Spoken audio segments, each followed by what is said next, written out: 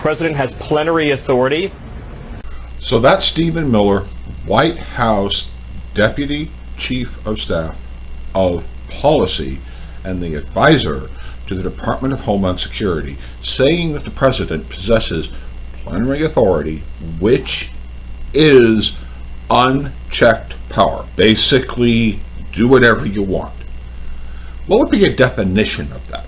Let's just take sending military forces into your city or your town or whatever.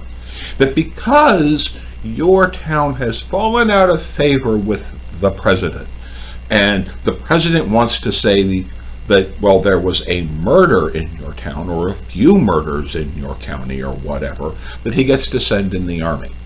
If he believes that he can send in the military and override the decision of your mayor, county officials, or your governor, or even when the courts say no, that he believes that he can do that and override the opinions of local government and courts, wouldn't that be a president who agrees that he has plenary power, unchecked power, the ability to just send them? Right? Well, listen to this. The lawsuit writes, quote, "The American people should not live under the threat of occupation by the United States military, particularly not simply because their city or state leadership has fallen out of a president's favor," end quote. Now, this comes as President Trump says he would consider invoking the Insurrection Act to justify sending federal troops to Oregon. If I had to enact it, I'd do that. If people were being killed and courts were holding us up, or governors or mayors were holding us up. The president has plenary authority. So let's just wrap this up with the core question. What is that to you?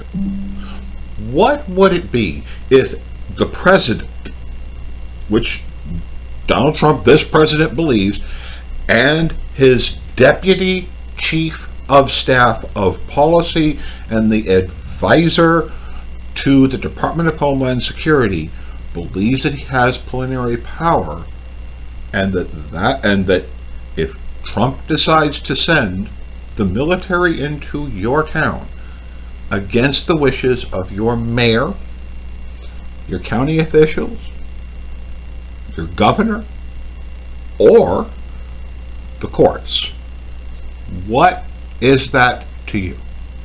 Very simple question. What would you do if that happened?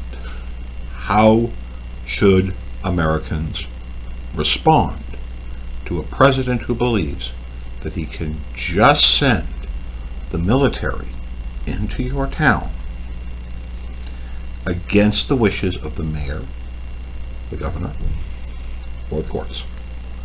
And that opinion is apparently shared by people that are at the levels of the chief of staff.